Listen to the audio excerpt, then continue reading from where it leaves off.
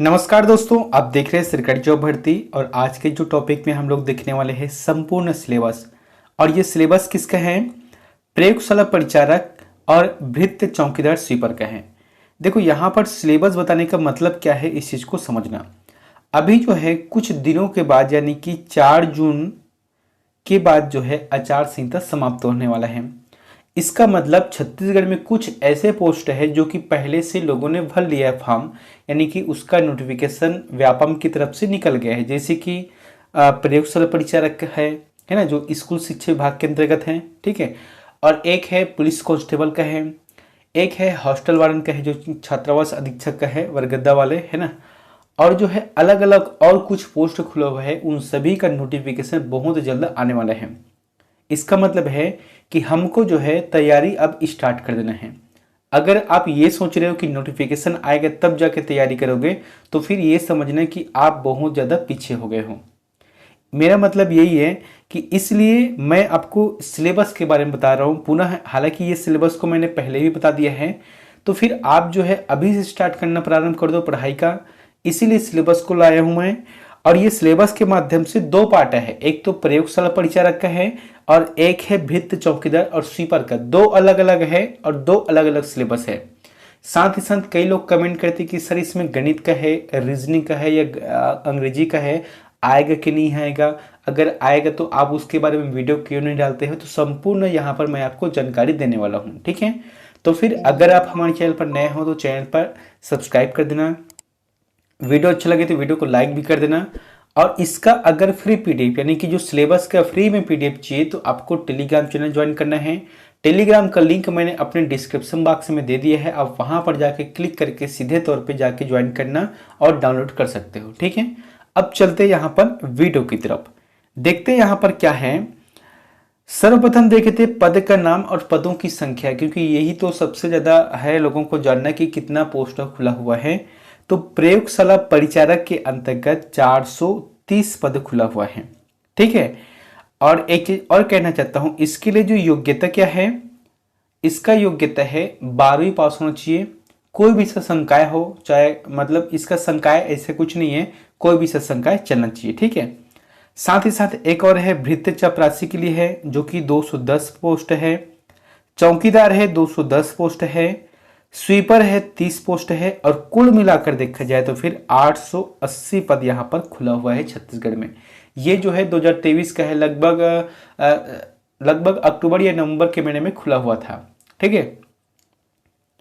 अब चलते यहाँ पर प्रयोगशाला परिचारक के जो पाठ्यक्रम है उसको देखते हैं। इस जो परीक्षा में कुल मिलाकर 100 अंकों का प्रश्न पूछा जाएगा। कितना है?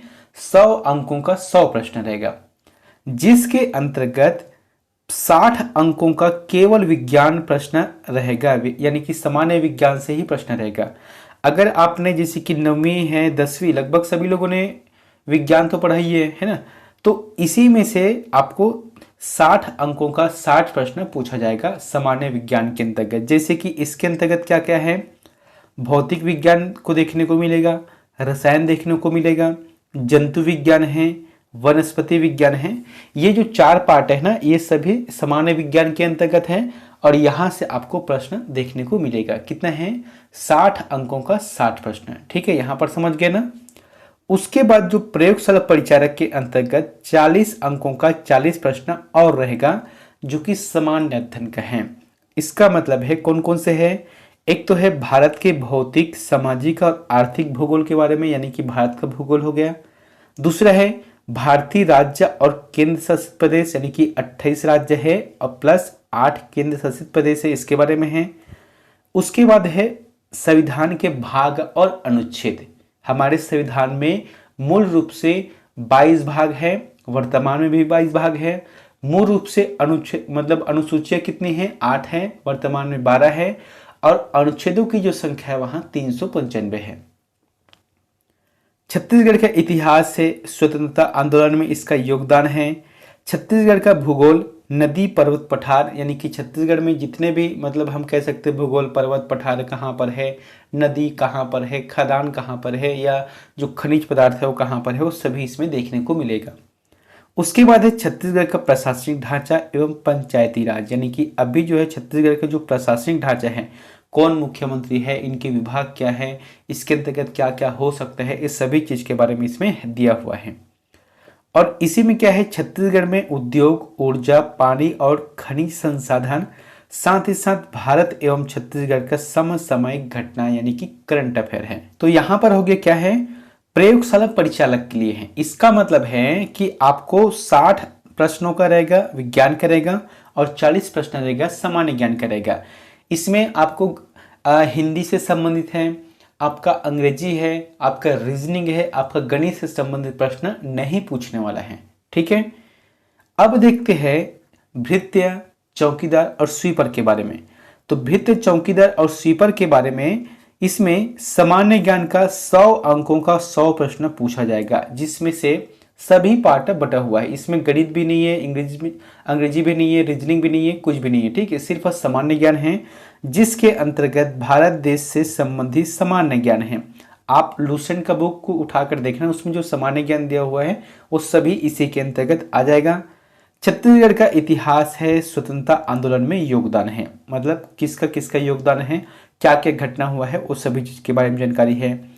छत्तीसगढ़ का भूगोल है, जनजाति जलवायु भौतिक दशाएं है, जनगणना है, पुरातात्विक एवं पर्यटन स्थल, यानी कि छत्तीसगढ़ में कहाँ पर कौन सी स्थान है, वो सभी चीज है। छत्तीसगढ़ की अर्थव्यवस्था, वन एवं कृषि से संबंधित प्रश्न पूछा जाएगा।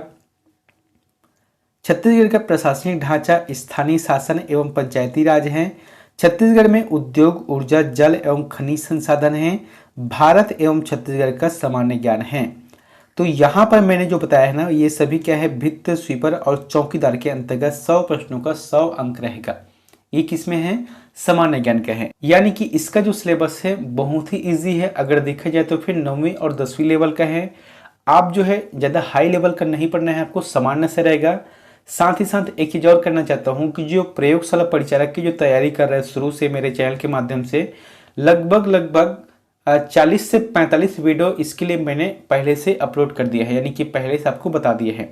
अब जो है लगातार इसके बारे में भी देखेंगे, क्योंकि आचारसंहिता हटेगा तो स्वाभाविक बात है इसका जो नोटिफिकेशन आएगा तो हम लोग जो है अपनी तैयारी अच्छे से करेंगे। ठीक है, तो आप लोग जो है वीडियो जितना भी अपलोड करता हूँ आप उसे जरूर देखें। ऐसा कभी भी मत समझे कि ये जो टॉपिक है वहाँ किसी विशेष टॉपिक के लिए है, ऐसा नहीं है, सभी के लिए। जैसे कि कल ही अपलोड किया था SST का, अब हालांकि ये टेट भर्ती के लिए है, लेकिन ये सभी में काम आएगा।